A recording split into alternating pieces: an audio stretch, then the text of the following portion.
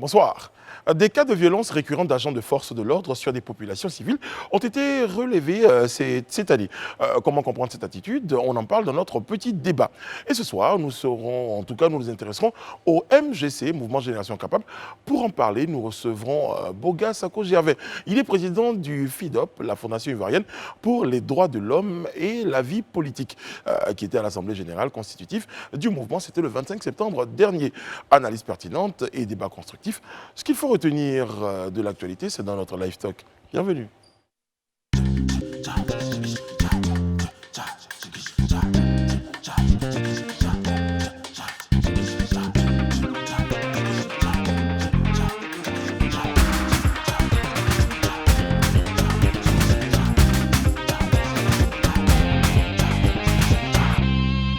Oyez, oyez, on est très heureux d'être en votre compagnie. Bien bonsoir à ceux qui nous rejoignent. Et pour les plus fidèles, eh bien bravo, continuez d'être fidèles et continuez donc cette longue marche avec Live TV.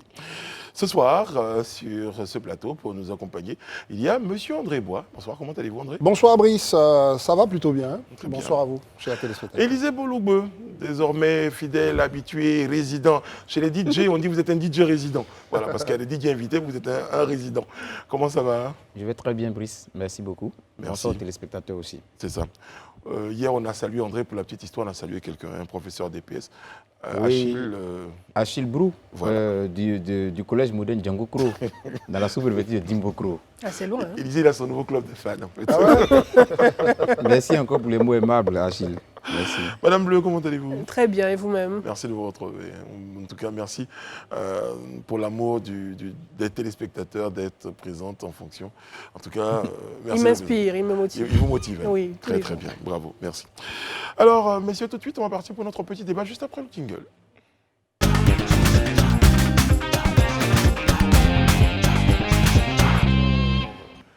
Les cas de violence, on en parlait tout à l'heure, de force de l'ordre sur les populations civiles se multiplient depuis un moment. En tout cas, quelqu'un m'aurait dit, ça a peut-être été souvent le cas, mais en tout cas, ces cas-là ont été notés, ont été signalés cette année. On en parle, en tout cas, on parle des cas de cette année, où des forces de l'ordre sont impliquées, j'ai envie de dire morceau choisi, affaire de bastonnade de jeunes du quartier à Koumassi par des agents de Zoé Forêt.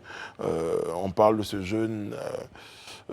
étudiant projeté hors d'un véhicule de gendarmerie, ou encore l'affaire de l'homme battu donc à mort au commissariat de Soubré, c'était en juillet 2021. En tout cas, tous ces cas ont un point commun, eh bien, ils impliquent, ou bien on note l'implication des forces de l'ordre à l'intérieur. C'est ça. Voilà. Bah, vous faites On ne cherche pas des responsabilités, mais déjà, ils mettent en scène des cas de forces de l'ordre qui sont impliqués. C'est ça, qui sont impliqués, pour être simple. Voilà. Enfin, mais il faut, par exemple, relever que dans le cadre du jeune étudiant, quand on dit projeté, c'est Oui. vraiment en griffe. En griffe, C'est-à-dire, oui. en tous les cas, un jeune étudiant qui s'est retrouvé donc, au cœur Hors du- d'un voilà, véhicule. hors du véhicule, le véhicule étant justement un cargo de gendarmes. Et donc il y a eu pas mal l'actualité a été chargée comme ça d'affaires dans lesquelles on a retrouvé des agents des forces de l'ordre. Donc nous pensons qu'il faille en parler. Ouais. Que se passe-t-il? Est-ce qu'il y a un problème de défiance entre forces de l'ordre et population? Est-ce qu'il y a une incompréhension? Il y a une question de confiance. Est-ce qu'il y a une question de confiance? Tu fais bien, Brice, de poser la question, mais aussi, est-ce que les forces de l'ordre sont aussi dans une forme d'impunité, si tant est qu'il y a certains cas où ils sont responsables ou sont coupables? Donc, il faut aussi se poser toutes ces questions. Et à l'analyse, il y a de plus en plus, on a reçu ici le contre-amiral Oui. Le Ange commissaire du Kessi, le gouvernement. commissaire du gouvernement, qui ne manque pas de rappeler que tout force de l'ordre qu'il soit, ces agents ne Sont sont soumis pas aussi à la loi. justement hors de la loi. Ils sont donc, j'emprunte les mots d'Edith, ils sont soumis à la loi. Donc tous ces cas-là, je pense, sont en instruction. Donc en principe, ils devraient subir on va dire, la rigueur de la loi s'ils sont reconnus coupables.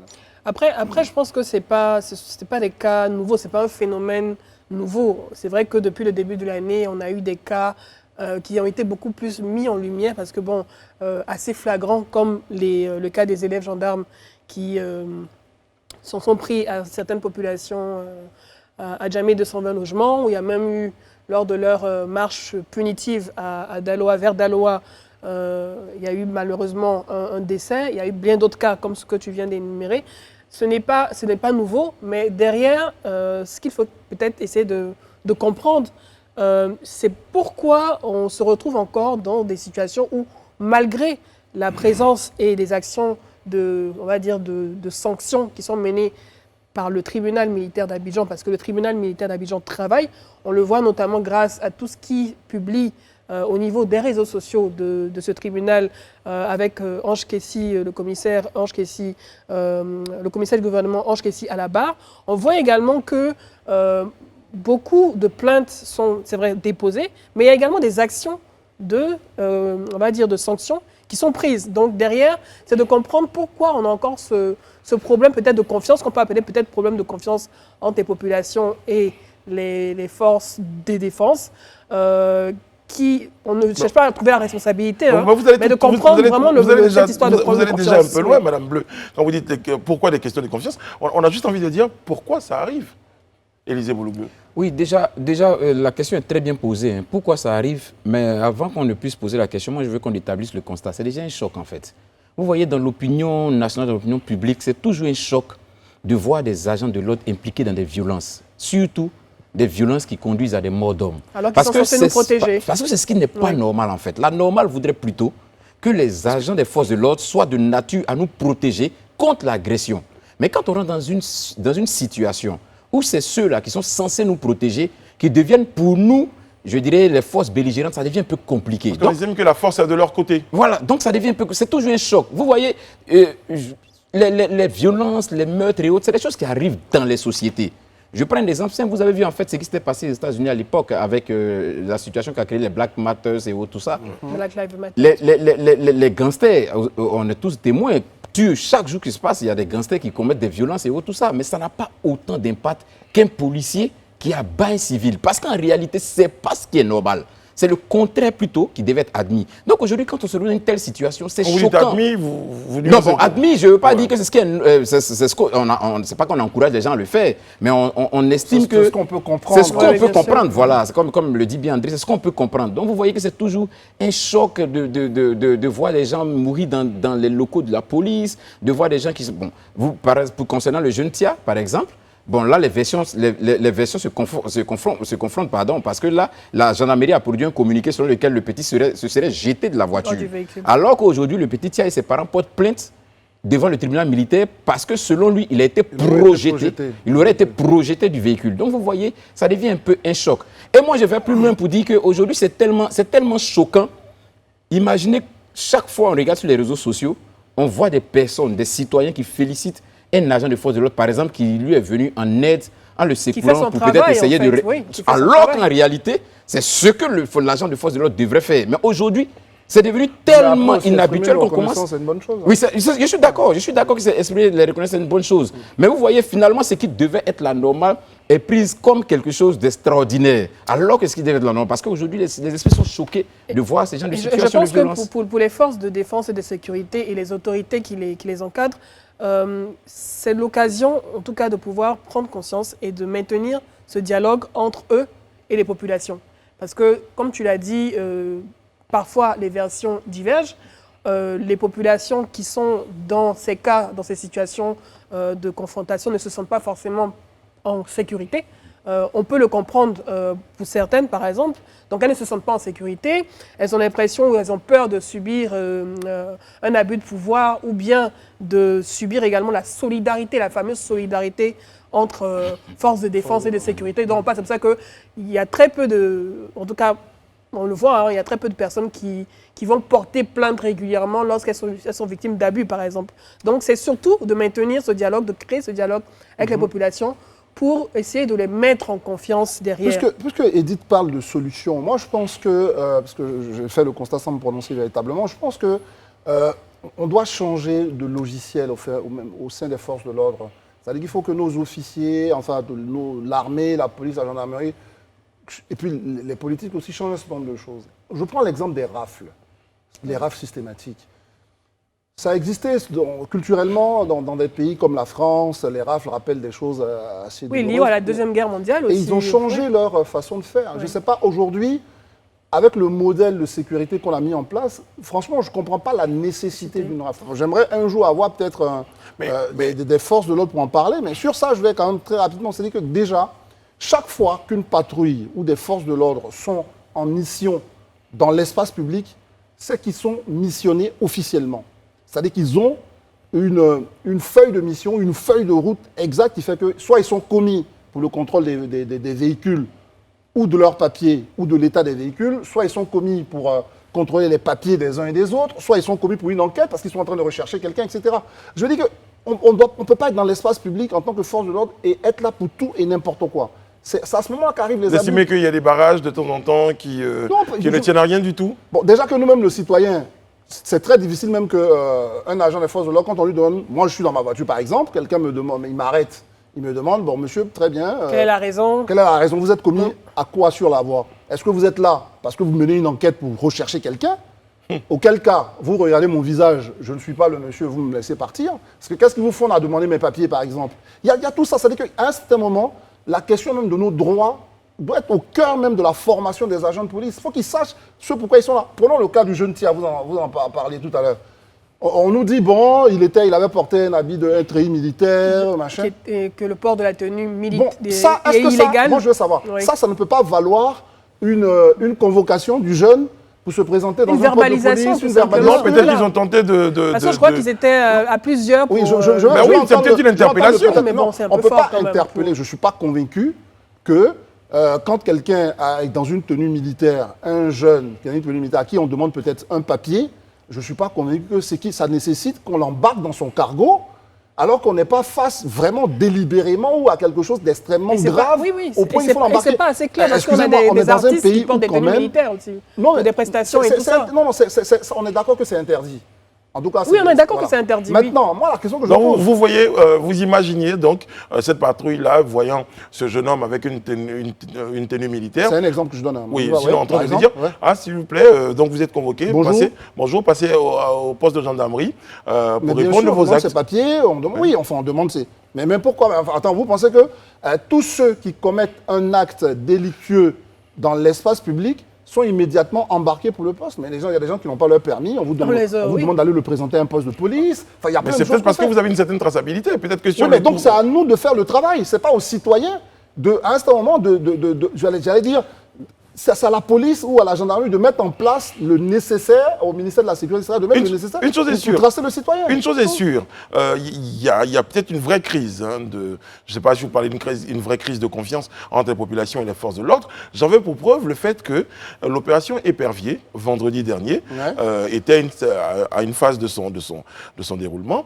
Et il y avait une forme de psychose. Il y a une forme de psychose. Mais les rues étaient vides. C'est pour ça que je vous ai donné l'exemple des rafles. Les rues étaient vides. En temps normal, c'est une opération de sécurisation, mais tout le monde rentrait chez lui en disant on n'a pas envie. Mais parce que dans le souvenir des rafles, on a toujours ces témoignages, par exemple. Ou même vous prenez vos papiers. Il y a eu même des cas où le monsieur, il partait à la boutique tout simplement en short, il va payer ses macaronis simplement à la boutique, au kiosque, et il se fait rafler alors qu'il n'est pas sorti avec ses pièces, il est juste dans le quartier, par exemple. Et il va expliquer qu'il va rentrer chez lui pour récupérer ses pièces d'identité, mais on le récupère. Et on est obligé de le chercher, la préfecture de police. Moi, j'ai vu des gens qui rentraient chez eux quand ils avaient leur document, ils disaient on ne sait jamais. Et cette question-là, quand même, fait peur. Oui, mais Brice, en fait, ce que moi je veux dire sur cette question, il faut déjà qu'on comprenne une chose. Vous savez, dans un État, quand on rentre dans un État, la première opinion qu'on a en termes du respect des droits civiques, ou bien en termes de manifestation du civisme, c'est généralement les forces de l'ordre. Quand on arrive à l'aéroport, quand on arrive soit la voie frontalière et autres, les premières personnes qui nous donnent un peu l'état d'esprit de l'État, c'est les forces de l'ordre.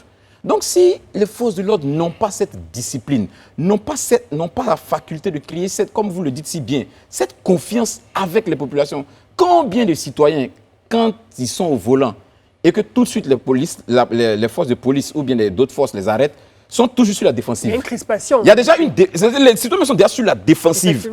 Parce qu'il y a eu tellement de situations d'abus quelquefois qu'aujourd'hui, on se dit, bon, ok, Alors qu'en réalité, ces forces-là devaient déjà être celles-là qui doivent inspirer confiance aux citoyens. Au point où aujourd'hui, si moi-même j'ai commis une infraction, je me rends délibérément à la police même pour dire voilà ce que j'ai fait, parce que je sais qu'il y aura une prise en charge derrière. La procédure va suivre. Mais aujourd'hui, on cherche même à fuir pour ne pas tomber dans les mains même des forces de l'ordre parce qu'on ne sait même pas sinon le lendemain nous trouvera. Ça devient un peu compliqué en fait. On a eu des cas par exemple de chauffeurs de taxi comme celui qu'on avait eu au niveau de la Riviera Golf qui a failli même tuer une agente de police parce qu'il a fui. Il y a eu celui qui avait même sur le pont de Gaulle. Rappelez-vous, il n'y a pas longtemps. Absolument, sur le pont de Gaulle. Eux qui sont censés nous amener, nous citoyens, à comprendre la nécessité du civisme, la nécessité de la discipline. Bon, quand arrive un certain moment, c'est à eux que nous, citoyens, qui sommes censés les copier, on doit leur donner l'exemple, ça devient un peu compliqué. C'est pas que tout le monde est comme ça. Ah bah oui, mais comme on le dit, c'est pas que tout le monde est comme ça. C'est pas que tout le monde est comme ça. Et puis ces cas dont on parle, à un moment donné, en termes d'échelle, on a cité 3 cas, il y a des situations aujourd'hui à côté de l'ensemble du travail. Non, ça je te rassure que depuis quelques années, pour être aussi honnête, il ne faut pas aussi dire des choses qui ne sont pas quand même logiques. Pour être honnête, depuis quelques années quand même, il y a beaucoup d'efforts qui sont faits au niveau des forces de l'ordre, vraiment, pour instaurer la discipline et pour créer une certaine synergie, une certaine confiance avec la population. On s'est bien rendu compte que juste après la situation d'Adjamé, avec les élèves gendarmes, il y a eu cette fameuse marche punitive-là pour passer un message concernant, pour amener les gens. Mais déjà même avec la situation même de, excuse-moi, la situation du jeune Tia, on a vu même que le commandant supérieur de la gendarmerie s'est déplacé sur les lieux. Oui, pour aller même moi je trouve que c'est complètement folklorique. Donc, peut-être, André, je te le concède. Mais ce que je veux dire, en fait, je veux dire quoi? Je veux dire que c'est vrai que tout le monde n'est pas comme ça. Depuis ce temps, il y a des efforts qui sont faits.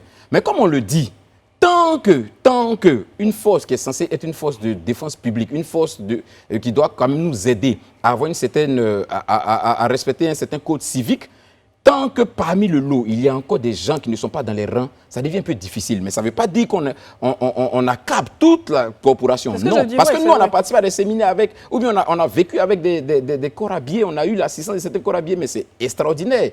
Mais quand tous ces efforts-là sont faits, et puis après 2, 3 viennent par exemple vraiment jeter comme un pavé dans la masse, ça devient un peu compliqué. En vrai franchement, moi je pense que c'est ce qu'on est en train de dire.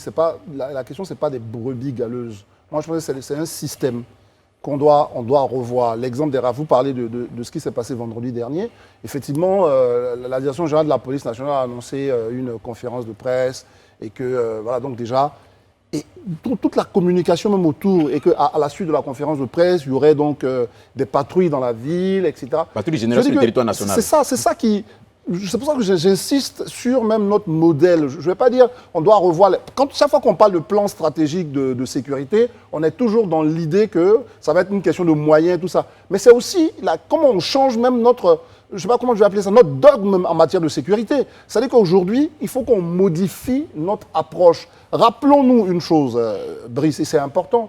Avant, pour traverser la Côte d'Ivoire d'Abidjan à Korogo, il fallait peut-être traverser une centaine de barrages. Oui. Mais aujourd'hui, ça n'existe plus. Et pourtant, le niveau de sécurité n'est pas le plus élevé. C'est-à-dire qu'à un instant, on peut modifier notre approche. Ce n'est pas parce qu'on va aller rafler des jeunes qui sont à un kiosque qu'on règle pas mal de problèmes.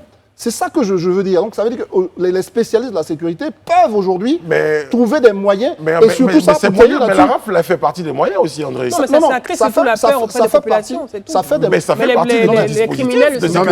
C'est pour ça, pour répondre à ça, c'est pour ça qu'il faut un accord aussi national entre tous les acteurs pour dire que, est-ce que dans notre modèle d'aujourd'hui, il n'y a que la RAF, parce que moi je trouve que c'est déshumanisant. Je vois des jeunes parqués dans des camions, très souvent, on voit même certains agents de force de l'ordre qui ont les pieds sur des gens dans des camions. Enfin, c'est quoi? Attention! C'est-à-dire qu'aujourd'hui, ça crée un sentiment tellement de puissance pour celui qui peut rafler comme il veut. Et donc ça, je pense qu'il y a nécessité de revoir ce modèle. Moi je pense que, comme André le dit, mais je voudrais aussi qu'on n'aille pas aussi assez vite en besogne. Parce que il ne faut pas oublier qu'on est en train de parler des forces de l'ordre. Ils peuvent avoir un certain nombre d'informations dont on ne dispose pas. Moi, je peux condamner la méthode. Dans la méthode, il y a des choses à redire. Mais parfois... Quand vous dites la méthode, qu'est-ce que vous condamnez J'explique quand je prends l'exemple qu'André a pris. C'est-à-dire quand on vient, on rafle des gens et qu'on a les pieds sur eux et qu'on leur fait subir des sévices et tout ça. Donc, dans la méthode, il y a un problème. Mais c'est pas... Ça peut être... C'est-à-dire cette action peut avoir été suscitée par des informations dont les personnes les forces de l'ordre disposent que nous n'avons pas justement. Allons-y sur des cas précis. Élisée, Allons-y sur des cas précis. Oui. Ils raflent parce qu'ils cherchent des trafiquants de drogue dans un quartier. Je dis, ça ne nécessite pas d'aller embarquer, à moins qu'il n'y ait pas le signalement des gens. D'aller embarquer toutes les gens de côté. Non, la méthode, elle est pas. Du coup, la méthode, excusez-moi, elle n'est pas bonne parce que le but, c'est de faire du renseignement. C'est ça aussi la police. C'est de faire du renseignement. Vu que l'information est donnée officiellement à travers une conférence de presse, on annonce qu'il y aura des rafles. Madame Bleu dit quelque chose. Écoutez, Madame Bleu dit quelque chose. Vu que l'information est donnée de façon officielle avec une conférence de presse qu'il y aura, bien sûr, une opération donc, de ratissage des rafles, mais forcément, les fameux dealers qu'on veut récupérer, les criminels qu'on veut récupérer, ils ont le temps de se cacher. Moi, j'avoue que j'ai été un tout petit peu, pas surpris, j'ai envie de dire, des résultats de cette opération-là. On a trouvé des armes blanches, des machettes. J'ai pas entendu, et encore, je parle sous réserve, qu'on avait saisi des armes, alors qu'il y en a en circulation. En fait, c'est la méthode utilisée qui est, à mon sens, comme tu l'as dit. Mais en même temps, vous voulez qu'il communique. Il communique. Non. Et quand il communique, vous dites pourquoi il communique. Si on veut connecter ça, pour laisser la parole à Edith Arbé, si on veut connecter ça à notre sujet de base, je pense que ce sont autant de méthodes qui peuvent créer des frictions avec la population. C'est-à-dire qu'à partir du moment où vous pouvez rafler quelqu'un comme ça et que le monsieur, il pense qu'il fait l'objet d'un abus parce qu'il est venu au kiosque, il peut s'énerver, puis derrière, il peut avoir une bavure. C'est ce que je veux dire. Il faut qu'on revoie la méthode. Voilà, c'est ça. En fait, la méthode n'a rien à voir avec le dialogue entre les forces armées et les populations dont on parle. La méthode, elle peut être ajustée. Parce que je pense que la Côte d'Ivoire, quand même, on a eu une conférence dernièrement à l'école de police, un salon sur la défense. On a suffisamment de moyens technologiques pour pouvoir faire du renseignement. Parce que le revers dans cette, cette histoire-là aussi, c'est que... C'est un peu daté à mon sens, c'est un peu daté quand même, comme tu as rappelé. Parce que le revers, c'est que ça crée une psychose dans l'opinion et puis finalement, alors qu'on a voulu séréniser les populations, on les met plutôt dans une psychose. Mais en tout cas, pour revenir au sujet, ce n'est pas un procès contre les forces de l'ordre. Je pense qu'ils ont tous compris. Je pense qu'elles ont tout compris, en fait, que ça n'a provoqué la réflexion et de surtout trouver les moyens. Pas du tout dans cette dynamique-là. Et de renforcer la sensibilisation en interne au fort des forces armées pour que le respect des droits des populations soit... Je pense qu'elles nous ont parfaitement compris. Edith, rassure-toi, je pense qu'elles nous ont parfaitement compris. Je n'en doute pas. Vous en parlez pour vous rassurer vous-même, c'est ça? Non, je n'en doute pas. Non, j'en suis convaincu. En tout cas, on a besoin il y a un vrai besoin de rétablir une forme de confiance. Donc, je parle du côté des forces de l'ordre vis-à-vis de la population. On salue le travail du tribunal militaire d'Abidjan, comme je l'ai dit, sur les réseaux sociaux. Voilà, il y a plein d'autres plateformes qui le font et qui communiquent. Je peux dire que nous souhaitons justement que cette confiance soit rétablie, donc à travers des actions fortes, des actions renforcées également. Et on en parlait juste pour provoquer des réflexions. Voilà. Sur ce, c'est la fin de notre débat du jour. On poursuit avec notre lu, vu et entendu.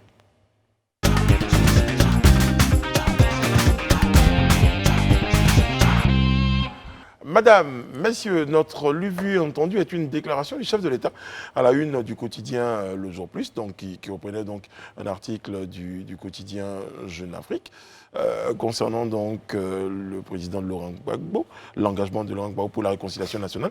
Alassane Ouattara a déclaré, donc je cite, permettez-moi de voir, je ne veux pas le juger sur ses actes, en tout cas je ne veux pas le juger, ses actes parleront pour lui. Voilà, messieurs. Oui. Non, je pense on voit que les trois acteurs, les trois grands acteurs. Tu avais dit monsieur. Oui. Ah, pardon. Oui, André. Non, je vous réserve pour la fin. Non, je vous réserve pour la fin. Mais il a été également, il m'a passé la parole. Donc je pense que les trois acteurs, les trois grands, comme on le dit, communiquent, donc échangent. Donc on voit que la tension se décrypte, comme je pourrais le dire. On voit qu'ils communiquent et je pense que c'est bien, à mon sens, de voir que le chef de l'État maintient le dialogue avec ces deux grands. Et voilà, c'est à saluer. Maintenant, peut-être la chose que je voulais pointer du doigt, juste pour la remarque, c'est le fait qu'on a encore une autre interview exclusive de notre chef de l'État qui est diffusée en exclusivité dans un média, on va dire étranger, tout simplement. Et comme média local n'est pas encore l'exclusivité de ce genre d'interview qui lui soit accordée. Donc c'est peut-être juste une petite Non, remarque. mais moi, je tenais à je vois que vous souligner êtes journaliste, rédacteur en chef je pense qu'il y a Live des TV médias, il y a à des Radio. médias locaux Vous partagez le point de vue de Voilà. Mme Oui, moi je voulais rêver avec Edith, c'est d'avoir nos grands leaders, enfin nos qui grands viennent décideurs, s'exprimer en qui exclusivité. acceptent des interviews comme ça exclusives et qui permettent. Voilà, ce sont nos confrères des RFI de Jeune Afrique, mais je trouve que pour la grande interview, parce qu'il faut savoir, c'est que c'est la première interview du président Alassane Ouattara depuis donc le départ d'Amadou Gon, oui. depuis donc La les élections, donc je pense que ça aurait pu être l'occasion de le faire sur les médias nationaux et permettre justement... mais bon, là n'est pas le sujet, il me semble, mais enfin, c'est tout. on lance Le sujet, c'est je ne veux pas parler, C'était une je ne veux parenthèse. pas le juger. Ces actes parleront pour lui, nous échangeons souvent au téléphone. Voilà. Oui, en fait, dans cette Morceau interview, choisi, dans attention, cette interview, on apprend beaucoup de choses. C'est une longue interview donc, de Jeune Afrique, on le redit. Il parle de ce Guillaume, il parle de Laurent Gbagbo, d'Henri Konan Bédié. Donc aujourd'hui, on voit bien que le président Alassane Ouattara est dans une forme de tranquillité plutôt. Et bon, c'est les fruits, on va dire, des actes qui ont été posés il n'y a pas longtemps. C'est-à-dire qu'aujourd'hui, on n'a pas de cristallisation autour de prisonniers, autour d'opposants qui seraient retenus à gauche, à droite, même s'il y a un encore célèbre qui est encore coincé à l'étranger. Donc je pense qu'il est maintenant dans son rôle un peu politique. Il dit qu'il ne veut pas juger Laurent Gbagbo, mais en réalité, il le juge aussi. Parce que le vrai point, c'est que Laurent Gbagbo a posé un certain nombre d'actes depuis qu'il est là. S'il dit qu'il ne veut pas le juger, c'est qu'en fait, il n'a pas envie qu'on sache sa réelle position, mais qui finalement est une position. Enfin, c'est un peu compliqué quand je dis ça. Mais en tout cas, il dit une chose, ces actes parleront pour lui. C'est une forme parleront. Je crois qu'il y a le fait que ce soit au futur, parce qu'il n'y a pas une forme d'invitation voilà, à poser des actes qui parleront en sa faveur. Et après, l'autre information, c'est que nous échangeons souvent au téléphone. Parce qu'il est bon. Vous parlez tout à l'heure, je reviens là-dessus. Il est bon que je vous relance tout à l'heure, vous avez dit quelque chose. Ouais. Vous avez dit tout à l'heure, ce sont les efforts d'Alassane Ouattara. Ouais. Mais je veux dire également, ce sont les efforts aussi de l'autre parti qui accepte de communiquer. Ah mais bien sûr, Nous comme je parlais d'Alassane Ouattara. Donc je dis Laurent Gbagbo aussi. Voilà, non, comme je parlais d'Alassane Ouattara, mais évidemment, ce sont aussi les efforts de Laurent Gbagbo. Mais puisqu'on lui posait la question, je veux qu'on prenne la question précisément. La question qu'on posait à Alassane Ouattara, c'était de savoir est-ce que Laurent Gbagbo était sincère quand il dit vouloir prendre part à la réconciliation nationale, sachant qu'il y a un passif lourd entre les deux. C'est ça la question qu'on lui a posée. Donc la réponse, elle est claire, je ne veux pas donc le juger. Ses actes vont parler pour lui. C'est-à-dire pour le moment, lui, Alassane Ouattara, il veut juger Laurent Gbagbo à ses actes. Est-ce qu'il est vraiment à fond pour la réconciliation? Et je pense qu'au jour d'aujourd'hui, les actes de Laurent Gbagbo ne sont pas si en désaccord avec cette fameuse réconciliation nationale. D'accord, ok. Je pense que Edith et André ont plus ou moins parlé un peu dans la forme et puis un peu dans le fond. Moi, je veux juste noter une chose. Quand on lit, c'est vrai que c'est une phrase qui est juste sortie de tout un lot, mais quand on parcourt, pour ceux qui ont eu l'occasion de lire toute la phrase, on voit effectivement que le président Ouattara dit un certain nombre de choses qui, pour moi, ont pour effet de rassurer d'une manière ou d'une autre les Ivoiriens sur cette possibilité-là qu'on peut parvenir à la réconciliation.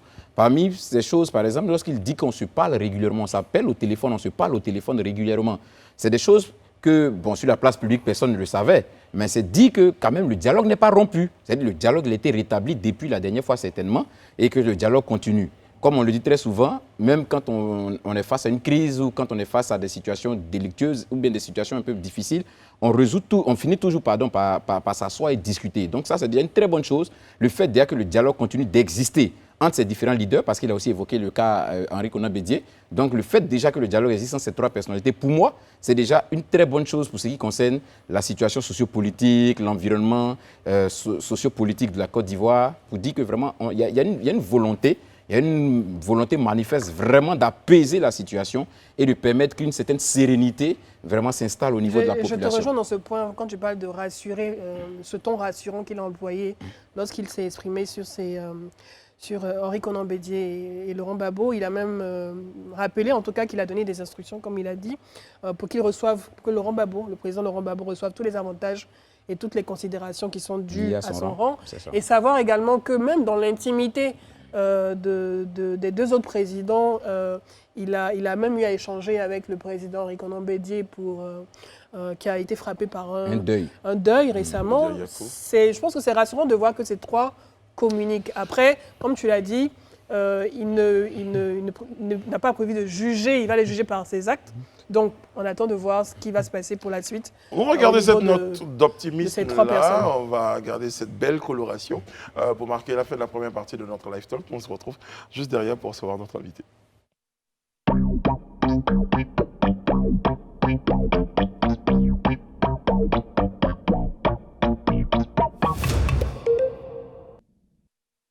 Nous sommes de retour après la pause. Merci d'être toujours en notre compagnie. C'est l'heure pour nous de recevoir notre invité.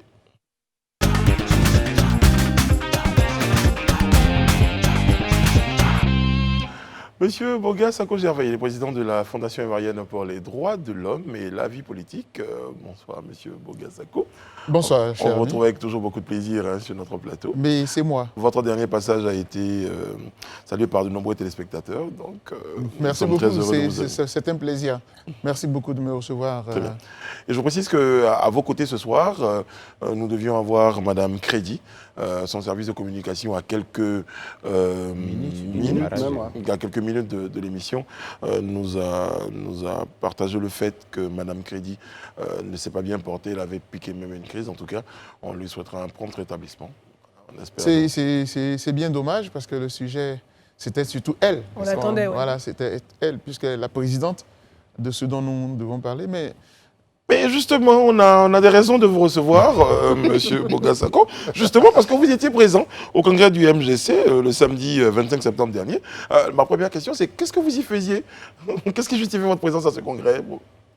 D'abord, merci. Donc, merci de me recevoir. J'ai aimé le débat précédent. J'aurais bien aimé faire on va garder une petite question, une séquence pour vous, il n'y a pas de problème. Mais qu'est-ce que je faisais? Qu'est-ce que Dr Boga faisait à cette cérémonie du mouvement des générations capables?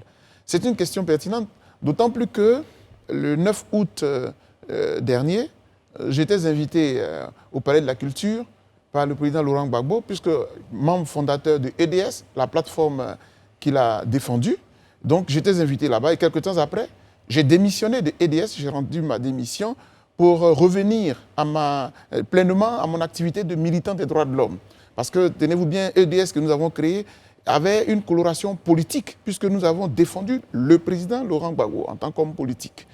Et ça avait été très mal pris. Et donc, du coup, après cette démission, qu'est-ce qu'il fait là-bas? En fait, quand je démissionne de EDS, c'est que je suis plus libre et à l'aise pour aller partout où je suis invité.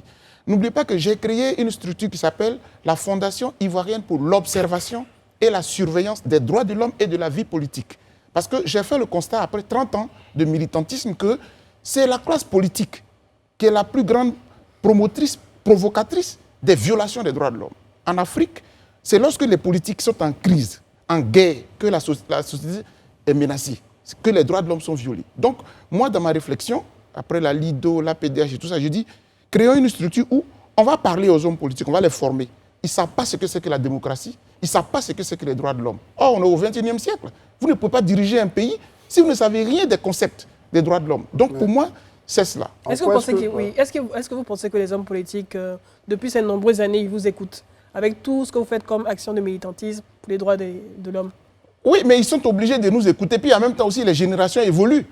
Je ne parle plus de l'époque d'Houphouët-Boigny où la question des droits de l'homme n'était pas vraiment en vogue. Aujourd'hui, sur toute la planète, vous ne pouvez plus parler aujourd'hui, là, en tant que dirigeant, si vous n'avez aucune notion des droits de l'homme. Et c'est pour cela qu'aujourd'hui, je pense qu'il faut les former. Tout à l'heure, je fais même l'intrusion sur le sujet. Moi, j'ai rencontré le directeur général de la police nationale quand je suis arrivé. Oui. Mais pour lui faire une proposition sur laquelle je crois qu'il a sauté et nous sommes en partenariat. Je dis, nous devons former la police nationale, les policiers, parce qu'on les a accusés, hein, je suis d'accord avec vous, moi en premier. Mais quand on a fini de les accuser, est-ce qu'à la base même, dans la formation, est-ce qu'on a prévu des modules sur la question des droits de l'homme? Parce qu'avant de les accuser, il faut les former. Donc moi je pense, modestement, apporter quelque chose pour la formation, déjà à l'école de police, mais faire un recyclage pour tous ceux qui sont sur le terrain. J'ai fait la LIDO pendant 10 ans. Le professeur Martin Bléou, à l'époque, il donnait des cours à l'école de police. Il faut qu'on revienne à cela. Parce que nos agents de force de l'ordre, parfois, je suis désolé de le dire, mais ils maintiennent l'ordre public, mais ils ne considèrent même pas l'être humain. Alors que la police, c'est la première force qui est sur le terrain. Ce n'est pas la gendarmerie, ce n'est pas l'armée. La police, si vous voulez, c'est des civils pratiquement. C'est la police qui fait le maintien de l'ordre. Voilà. Donc, bref, j'ai fait cela pour dire que, en répondant à la question de Mme Brou, je crois que je me trompe pas. Madame Bleu, autant pour moi. Donc, pour dire que simplement, ils sont obligés, et c'est nous aussi, en tant que société civile, de les y amener. Et vous voyez que là, mes prises de position, c'est que je suis intransigeant là-dessus. Sur votre présence, revenons là-dessus, en quoi est-ce que le fait que vous alliez dans un rendez-vous comme celui-là participe au message que vous voulez passer, donc en termes de droits de l'homme ou en termes de message politique? Je pense que c'est un soutien plus ou moins à un de nos leaders politiques, et vous n'aviez pas à être là. C'est comme ça que ça a été interprété en tout cas par ça. Oui, je ne l'exclus même pas. Il y a deux raisons. Donc, la première raison d'abord, c'est que, par exemple, là où je suis, demain ne soyez pas surpris que Dr Boga soit à une manifestation invitée par le RHDP. Je suis un acteur de la société civile. Ouais. Il y a un rassemblement, ou bien le RHDP fait par exemple une convention, ou bien un congrès. Ils invitent des leaders de la société, les chefs traditionnels souvent sont invités, et ils font quoi là-bas? C'est ça. On les invite souvent. Vous n'avez pas d'appartenance politique? Non, du tout. Et ça, la démission de EDS, c'était pour marquer le coup. Parce que pendant 10 ans, j'ai porté le combat du président Laurent Gbagbo en Europe et aux États-Unis, partout. J'ai écrit même 6 livres là-dessus. Pour moi, le retour du président Laurent Gbagbo, c'est la fin de cette mission. Ouais. Je redeviens un militant des droits de l'homme qui est prêt à aller partout où on parle politique et droits de l'homme. Parce que moi, les deux concepts vont ensemble. Donc, j'ai été là-bas. Ça, c'est la première raison. Mais la deuxième raison aussi, c'est qu'après ma démission de EDS, j'ai été fortement attaqué par les partisans du président Laurent Gbagbo. J'ai été même traité de tous les noms. On me disait même que je suis allé au RHDP et tout cela. J'ai été là-bas pour leur dire 2 mots. Que pour moi, le combat que nous avons mené pendant 10 ans, dès le 17 juin 2021, à 16h30, à l'atterrissage de l'avion du président Laurent Gbagbo, ce combat-là s'est envolé. Ouais. Parce que tout ce qu'on avait mûri s'est estompé, on est tombé dans d'autres sujets qui, pour moi, n'intéressent pas toute la Côte d'Ivoire. Ce qui nous intéresse, est-ce qu'il y a encore des prisonniers depuis 2010? Est-ce que la démocratie est prête? Est-ce que la commission électorale rassure pour que 2025 ne ressemble plus à 2010, ni à 2020? Monsieur Boga, moi docteur, pardon, Élisée, permettez-moi 30 secondes, une intervention, puisqu'on est en train de parler de sa présence. Vous dites, je suis allé là-bas pour leur dire 2 mots. Est-ce qu'il n'y avait pas un autre endroit pour leur dire 2 mots? Pourquoi choisir cet endroit-là pour leur dire 2 mots, docteur? Non, j'ai choisi cet endroit d'abord parce que, bon, il y a même une troisième raison que je peux évoquer. Ouais. La première dame, Simone Gbagbo, m'a fait un honneur. Parce que, moi, vous savez, j'aime la reconnaissance, je lutte contre les injustices. Je n'aime pas l'injustice. Qui a été objet d'injustice ici? Est-ce que c'est ce qui a manqué avec Laurent Gbagbo? Mais je peux citer, vous me dites qui? Je peux citer 2 personnes. Ouais. Je commencerai d'abord par M. Charles Blé Goudé. Ouais. Ce sont des gens avec qui je n'étais pas familier. Mais la crise nous a rapprochés, on s'est retrouvés en exil. Lui et le président Laurent Gbagbo étaient en prison. Tous nos slogans à l'extérieur, libérer Laurent Gbagbo, libérer Charles Blé Goudé. Aujourd'hui, je constate que ce Blé Goudé-là, j'étais aux Gémonies, il est voué pratiquement. Bon, bref. Et d'ailleurs, même, je ne comprends pas pourquoi. Le président Laurent Gbagbo est acquitté, il est en Côte d'Ivoire. Et Charles Blé Goudé est encore à l'extérieur et personne n'en parle. S'il vous plaît. Mais en quoi est-ce que c'est de la responsabilité du président Gbagbo? Non, mais je ne vais pas ouvrir ce sujet. Je ne peux pas accuser le président Laurent Gbagbo. Mais j'accuse la façon dont les choses évoluent. Et je suis choqué. D'accord. On mène un combat qui avait 2 symboles, dont le président Laurent Gbagbo, le premier symbole, phare, mais Charles Blé Goudé s'y est ajouté après, en 2012, je crois, à La Haye. Et puis, on arrive, allez-y sur les réseaux sociaux. Je lisais cela à l'époque, et puis je l'ai appelé, je dis, mais je ne comprends pas, monsieur le ministre, c'est quoi tout ça? Bon, mais si ça n'était que lui, mais la première dame, Simone Evie Gbagbo. Moi, vous voyez, je n'aime pas l'injustice parce que j'aime me former, j'aime me frotter aux gens bien, qui apportent du plus à mon pays. On est tous, on respecte Houphouët-Boigny, on va respecter, etc., les dirigeants qui marquent notre pays. Madame Simone Gbagbo, là, ce n'est pas n'importe qui ici, mais laissons la Côte d'Ivoire en Afrique. Je vous demande de nous citer 1 à 2 femmes politiques qui marquent le continent africain. Vous allez peut-être citer, si ce n'est pas Simone Gbagbo en premier, vous allez citer en deuxième. On était en France. Lorsque je lisais sur les réseaux sociaux, on l'a traité, on l'a maltraité. Tout le monde sait qui l'a maltraité, qui l'a traité de tous les noms. J'ai animé une conférence publique à travers le monde pour dire je ne peux pas l'accepter. Je suis universitaire et cette femme est professeure d'université. Donc même si vous ne la respectez pas chez nous, nous, universitaires, on la respecte. Et c'est une femme de valeur. Ouais. Donc, pour terminer, pour dire, j'ai été là-bas parce que je voulais lui rendre honneur et hommage. Et j'ai été très clair. Moi, les gens pensent que c'est trop facile, quoi. Moi, je suis un homme libre dans mon esprit et libre dans ma tête. Et je ne suis pas le jeune qu'on manipule dans les partis politiques. Ok, d'accord. Oui, M. Boga, avec tout ce que je venais de dire, une question me vient à l'esprit. Posez-la. Oui, c'est de savoir dans un premier temps, parce qu'on a vu que vous avez marqué votre déception lors du congrès du MGC, suite à l'arrivée de Laurent Gbagbo. C'est beaucoup d'espoirs qui se sont envolés le 17 juin. Je voudrais juste savoir, est-ce qu'aujourd'hui, vous êtes en train de nous dire que Laurent Gbagbo ne peut pas incarner cette réconciliation dont lui et ses supports c'était fait, je dis, l'apologie, disant que s'ils ne sont pas là, il ne peut pas avoir de réconciliation. Est-ce que vous êtes en train de nous dire aujourd'hui que M. Laurent Gbagbo ne peut pas incarner cette réconciliation-là? Permettez-moi de précéder ma question, ou la question d'Élysée, par la mienne, avec votre permission. Désolé, Élysée, avec votre permission également.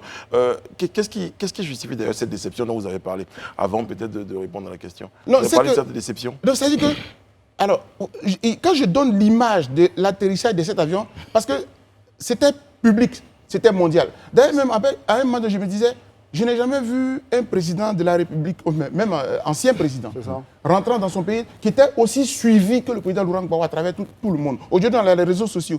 Donc, les gens avaient balancé la trajectoire de l'avion depuis Bruxelles jusqu'à Abidjan. C'est ça. C'était extraordinaire. Mais dès l'atterrissage de l'avion, les premières images ont été un choc. Vous faites référence aux gestes qui ont Je eu n'ai lieu. fait, je n'ai pas. L'Élysée parlait d'envoler avant de revenir à sa question, parce que je cite pour en donc venir à sa question. c'est ça. L'atterrissage, et puis je dis, c'est bloqué, net. Maintenant, je cumule les deux aspects pour dire, bon, depuis 3 mois, on a fait 100 jours. J'ai vu sur un journal 100 jours de l'arrivée. Oui, c'était 100 jours, le 27, ça avait 100 jours. Quand on fait le bilan, est-ce qu'on a évolué sur la question des prisonniers politiques? Est-ce qu'on en parle même? Est-ce qu'on parle encore? On a encore de nos compatriotes qui sont exilés encore au Ghana, au Togo, au Bénin. Est-ce qu'on en parle? On ne parle pas de ça. De quoi parlons-nous?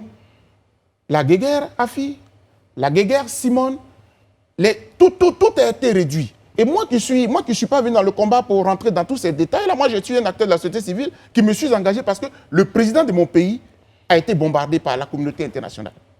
C'est ça qui m'a motivé. Et je me suis engagé pendant 10 ans.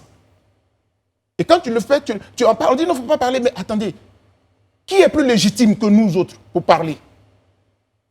Parce qu'on était en exil, mais les autres étaient à Abidjan. Même eux-mêmes, les enfants étaient ici. Nous, on a sacrifié les nôtres pour défendre notre patrie. Alors quand on vient et que quelque part on est blessé, il ne faut pas parler. Non, si tu parles, c'est pas bon. Élysée, vous êtes satisfait de la réponse? Oui, ça va. Non, mais je voulais... Ok, d'accord. Vas-y, pardon. Rebondissez. D'accord, donc moi je voulais un peu rebondir. En fait, moi, je voudrais vraiment que le docteur soit pragmatique. Hein. Je ne dis pas que vous ne l'êtes pas, Non, mais on veut un plus précis encore. Aujourd'hui, est-ce que vous voulez nous dire qu'avec toute cette ambiance qu'on voit au niveau de Gbagbo et certainement ses anciens camarades, parmi lesquels Afin Guessan, Laurent Simone et autres, tout ça, est-ce que vous êtes en train de nous dire que ça, c'est une preuve tangible et palpable que ceux-là ne peuvent pas être des porteurs de la réconciliation en Côte d'Ivoire? Vous reconnaissez qu'ils ne parlent plus de sujet national. Voilà, exactement, c'est ça. Ils parlent justement de leur petite guéguerre. C'est-à-dire que si je veux répondre de façon directe à votre question, pour moi, ce serait minimiser les gens. Les gens ont des capacités, sauf que là, on est hors sujet. C'est-à-dire que là, c'est l'enseignant qui analyse maintenant ce que vous avez posé comme question. Voilà. Ce n'est pas qu'ils n'ont pas les capacités.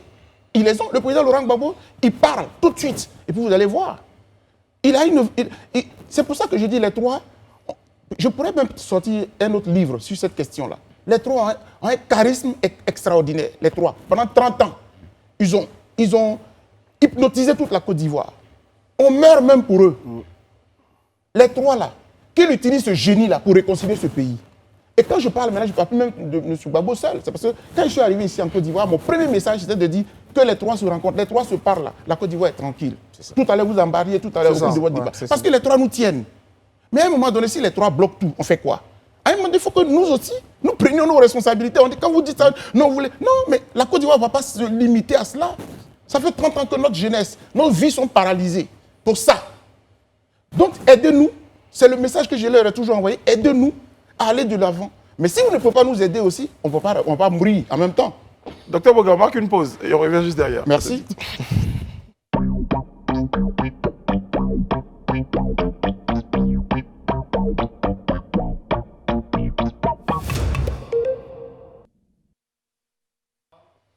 Nous sommes de retour sur le plateau de Live Talk en compagnie de notre invité. Vous êtes très nombreux d'ailleurs sur les réseaux sociaux à nous accompagner, à nous suivre, à commenter ce que vous regardez. La présence du docteur Boga Sako Gervais, je rappelle, il est président de la FIDOP, la Fédération ivoirienne, pour l'observation et La surveillance des droits de l'homme et de la vie politique. Voilà. Je reviens sur le mot observation. Vous êtes rendu au Congrès en tant qu'observateur aussi. Bien sûr, exactement. Oui. Voilà. Qu'est-ce que vous avez tiré comme leçon, qu'est-ce que vous faites comme lecture de la naissance de ce mouvement-là? Au fond, qu'est-ce qui se prépare? Est-ce que Simone Gbagbo, puisqu'on parle de création de parti, Simone Gbagbo n'est-elle pas en train de préparer un mouvement politique ou un parti politique? Ou bien ce c'est quoi votre parrainage-là, lecture? qu'est-ce qui suscitait? On est libre de faire nos analyses. C'est ça. On est libre de Vous faire étiez nos sur analyses. place, Donc, vous êtes observateur. oui, non, mais je sais qu'elle a inspiré un mouvement. Et je sais qu'entre les membres du mouvement, l'esprit du mouvement et elle, il y a une connexion. D'ailleurs, ce n'est pas par hasard qu'ils choisissent l'adjectif capable. C'est ça. Mouvement des générations capables. Comme Eivé capable. Parce que le mouvement Simone Eivé Gbagbo capable a été initié en Europe. Je connais toutes les personnes, Persona, Maïliba, comme ma sœur du côté des États-Unis, du Canada aussi, dont j'oublie un peu le nom, mais toutes ces personnes-là voilà, qui ont lancé ce mouvement. Très bien. Donc, je veux dire qu'il y a une connexion. On peut dire, objectivement, le dire, ce n'est pas faire une fausse analyse pour dire que certainement quelque chose... Mais moi, ce que je note, moi j'aime la démocratie. Très bien. Je préfère que la Côte d'Ivoire, que le milieu politique soit dynamique, que les partis politiques montrent de quoi ils sont capables. Si on en est là, nous autres qui sommes... Parce qu'un militant des droits de l'homme, il travaille sur la démocratie. Vous savez qu'à EDS, par exemple, j'étais le vice-président chargé des questions de démocratie et des droits de l'homme. Les deux aspects vont ensemble. Vous ne pouvez pas défendre les droits de l'homme si vous n'êtes pas dans un état de droit, si vous n'êtes pas dans une démocratie. Donc, tous ceux qui travaillent sur la démocratie, ils nous intéressent. Madame Simone Gbagbo, elle a participé, elle a contribué à l'évolution de la démocratie ici, avec son époux. Souvent, c'est vrai que le président Laurent Gbagbo, c'est le visage phare, c'est le symbole. Mais le symbole n'est pas seul. Il a été toujours avec Simone. Et moi, comment je la connais, par exemple? J'ai lu son livre, Parole d'honneur, 400 pages. Et quand j'ai lu les 400 pages, en tant qu'enseignant spécialiste des lettres, j'ai résumé cela dans le dernier chapitre de mon livre que j'ai écrit et qui s'intitule « Afrique Liberté, conditions pour une Afrique libre et émergente », qui est sorti en Allemagne. Vous trouverez cela sur Amazon. Amazon, oui. Pour rendre hommage à cette femme, parce qu'avec les 400 pages, vous connaissez sa vie depuis sa naissance, vous connaissez la vie du président Gbagbo, puisque elle a écrit en tant que première dame. Donc tout y est. Donc la trajectoire, c'est quoi? Elle a profité de ce mouvement-là, la naissance du mouvement, pour donner des grandes idées. C'est une femme de valeur. Et moi, ce que je retiens de cette invitation qui m'a été faite, c'est que ce mouvement veut restaurer les valeurs. Chers amis, ça m'intéresse pourquoi? On considère la politique comme dangereuse, comme pourrie, entre griffes. Quand tu es politicien, on dit que tu es un roublard. Tu es mauvais, c'est diabolique. On va même dire, Joseph d'enfant, on ne veut pas que tu fasses ta politique. Oui, hein. Même il y a des c'est thèses. dangereux. Oui, parfois même il y a nos étudiants, il y a des thèses où on se dit, est-ce qu'un homme chrétien, un homme bon, doit faire la politique? Mais la politique, c'est bon, puisque c'est la gestion de la société. Ce sont les politiciens qui sont mauvais, certains, qui sont mauvais, qui pervertissent l'action politique. Donc cette dame-là, moi je considère qu'elle a des valeurs. Ce mouvement dit qui veut restaurer des valeurs. Moi, ça m'a épaté. Mais si ça vous va de restaurer des valeurs, est-ce que vous n'êtes pas en train de commettre la même erreur? Enfin, je ne vais pas dire erreur, mais en tout cas, beaucoup ont jugé qu'en tant que membre de la société civile, le fait de vous engager pour Laurent Gbagbo, ça a dû être une position qui a pu être pas bien comprise par d'autres. Est-ce qu'aujourd'hui, vous n'êtes pas en train de commettre ce que je peux appeler en griffe la même erreur? Est-ce que c'est une forme de soutien ou bien ça reste juste sur l'observation du témoignage ou l'observation? Mais sinon, le même jour, vous me connaissez, j'aurais pris la parole pour dire « j'adhère ». Et en ce moment-là, ils auraient dit « on refuse ». Je ne peux pas adhérer. Parce que moi-même, pour adhérer, pour démissionner de EDS, ça faisait 1 an et demi que mes collaborateurs, parce que avec l'exil, j'ai créé 12 FIDOP à travers le monde et aux États-Unis. Donc, je ne peux pas prendre une décision comme cela pour adhérer à une structure seule. Je ne peux pas le faire. Donc, j'ai la liberté quand même, en tant que citoyen, d'apprécier. Et vous savez, quand j'étais en exil et que je faisais des conférences, il y a des conférences où je disais que le président Ouattara, il y a des actes, s'il les avait posés, nous, on ne serait pas restés en exil. C'est parce que quand il est arrivé, Ça aurait pu être quoi?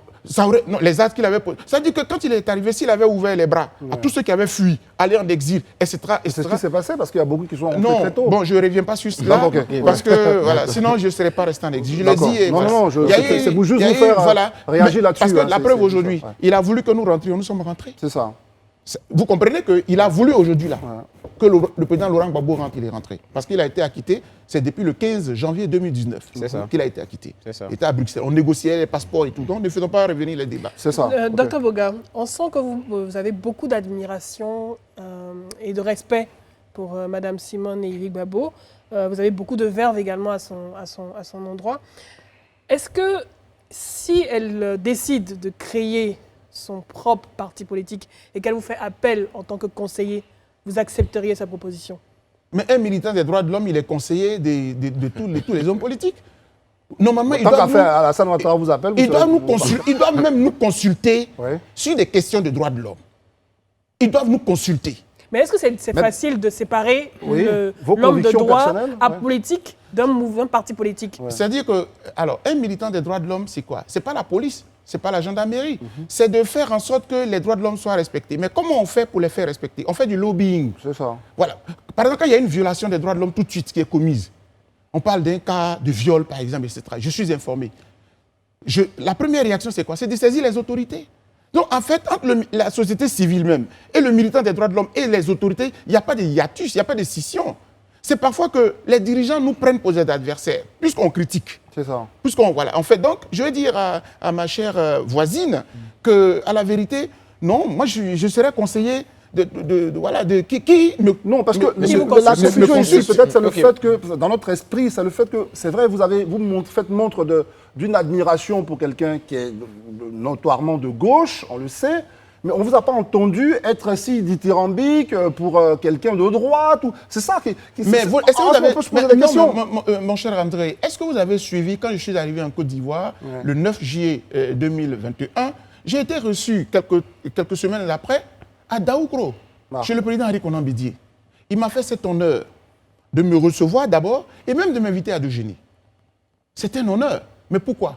Mais parce que je l'admire et je l'ai admiré, surtout dans ces temps-ci. Moi, je suis très clair. Hier, on était seuls, on était des parias. Le président Henri Konan Bédié était avec le président Alassane Ouattara, avec Guillaume Soro, etc. On était seuls. Mais après, quand je vois l'évolution des choses, je dis, ça, j'aime. Donc, je cite cet exemple-là pour vous faire comprendre que si un homme politique travaille dans l'intérêt de la Côte d'Ivoire, moi, je serai avec cet homme politique. Maître Boga, moi je voudrais qu'on soit vraiment pragmatique. Hein. Tout à l'heure, quand vous avez expliqué, vous me donnez des raisons pourquoi vous avez estimé que vous étiez un peu déçu depuis l'atterrissage de l'avion le 17 juin. Mais je voudrais dire, vous, en tant que défenseur des droits de l'homme et autres, aujourd'hui, quand vous regardez la configuration politique en Côte d'Ivoire, qu'est-ce qu'il faut pour qu'on aille véritablement à la réconciliation et à une sérénité de l'environnement sociopolitique? Très bien. Question pertinente, on va être pragmatique. Quand je parle des trois leaders, parce que tout vient d'eux, les passions là, dans ce pays depuis 30 ans, là, ce sont nos trois grands leaders. C'est ça. La première des choses, il faut qu'ils se parlent. Et quand je dis il faut qu'ils se parlent, là, ne serait-ce que se mettre d'accord sur un minimum. Se mettre d'accord sur un minimum pour qu'on n'ait plus des prisonniers de 2010. Hier, le président Laurent Gbagbo disait, moi-même qui suis le chef de file, je suis dehors. Pourquoi ils sont encore là-bas? Mais parce que le président Ouattara n'est pas rassuré des doublés dehors. Le président Laurent Gbagbo doit le rassurer. Bédié est là. Une sorte de... Ils sont tous témoins. Et puis ils prennent des engagements. Ces gens-là vont sortir le lendemain. On ira chercher nos frères qui sont encore au Ghana, au Togo. Et quand je dis chercher, ce n'est pas aller les chercher puis les amener à Côte d'Ivoire, puis c'est terminé. Il faut prévoir un minimum pour que quand ils arrivent, ils aient un minimum de sécurité sociale même. Parce que nous sommes allés, on a tapé 10 ans, on est rentré. Moi, je suis encore en train de négocier pour être réintégré parce que je suis fonctionnaire de l'État de Côte d'Ivoire. Et qu'on puisse me reverser mes dûs. On dit, ah oui, c'est parce qu'ils négocient. Moi, vous savez, on ne m'achète pas. Il faut que les gens le comprennent. Il faut qu'ils arrêtent un peu de tout ramener aux intestins. Parlons, mais franchement, parlons un peu de la Côte d'Ivoire. Non, je le dis parce que tout le monde est vendu. Tout le monde est acheté. Il n'y a pas de dignité dans ce pays. Le président Laurent Gbagbo que j'ai défendu pendant 10 ans, il m'a donné combien? Il ne m'a pas acheté. Donc laissez-moi me battre pour ce pays. Donc je disais tantôt que de façon pragmatique, les trois se parlent. C'est ça. On fait une avancée. Maintenant, quand les trois se parlent là, 2025, on fait comment? Est-ce que vous êtes encore candidat ou pas? Les trois se parlent. Cette question-là, on la résout. Les trois se parlent. En fonction de leur réponse, la CEI, là, elle va être objective. Parce que la CEI, là... On ne va pas tout résumer à ces trois-là. Est-ce que la question des Non, institutions, non, je veux le relancer un peu. Oui. Il y a tout ça. Oui, mais où est la place de tout ça? Oui, mais les institutions et tout. Vous savez, ce que vous dites là, on est en Afrique. Ah. L'exécutif commande tout. L'exécutif, là, c'est lui qui pilote tout. Décision politique. C'est vrai qu'il y a trois pouvoirs. Et les trois pouvoirs ne fonctionnent pas selon la démocratie objective. Le pouvoir judiciaire, là même, regardez ce qui se passe. Le pouvoir judiciaire, il est arrimé pratiquement à l'exécutif. Le pouvoir législatif. Qu'est-ce que l'exécutif peut décider que le législatif peut refuser à l'heure actuelle? Donc, c'est ça, si vous voulez, on utilise les codes de la démocratie, mais à la vérité, on les pratique pas. C'est pour ça que moi, je suis pragmatique. Et on termine sur ce pragmatisme. En Côte d'Ivoire, ici, j'ai lu l'interview du chef de l'État Ouattara. C'est ça. Il a dit que les trois se parlent. parlent, oui. On salue cela maintenant que les trois se retrouvent. Il a dit que très prochainement, ils vont Très se prochainement, rencontrer. ouais. C'est ça. Nous attendons beaucoup de cette rencontre pour qu'on puisse dormir tranquille dans ce pays sur un certain temps. Dernière question, docteur. Quels sont vos rapports? Vous répondez bon, très bon ou pas bon, hein, vos rapports avec le président Laurent Gbagbo aujourd'hui? Est-ce que vous parlez? Le président Laurent Gbagbo, la dernière fois que je l'ai rencontré, c'était en prison, à La Haye. J'avais été invité par le ministre Charles Blé Goudé, qui est mon jeune frère, qui a voulu que je lui rende visite. Parce que tout le temps que je circulais, je n'allais pas du tout à La Haye, en prison, parce que je ne suis pas en connexion en réalité. Charles Blé Goudé m'a fait l'invitation et j'ai eu cet honneur. Dès que je suis entré, le président m'a vu et il m'a fait une accolade. C'est la dernière image que je garde de lui. Depuis après, il est sorti, Bruxelles. Là même aujourd'hui, je ne sais pas si c'est possible de le voir. Très bien. Merci, docteur Sako Boga-Jaber. Je rappelle que vous êtes président de la FIDOP, la Fondation ivoirienne pour l'observation, pour les droits de l'homme et de la vie politique en Côte d'Ivoire. Merci d'avoir été sur notre plateau. C'est moi. Merci pour l'honneur. Et puis, nos portes restent toujours ouvertes. Hein. Chaque fois que l'actualité le décidera, eh bien, on sera très heureux de vous recevoir sur nos plateaux. Merci, André. Merci, Brice. Merci, Élisée, Madame Bleu. Merci à toutes les Brice. équipes techniques qui se joignent à moi pour vous souhaiter une bonne fin de programme sur Live TV. Nous on vous retrouve demain sur ce même plateau-là. Que Dieu veille sur vous, que Dieu veille sur la Côte d'Ivoire. À demain.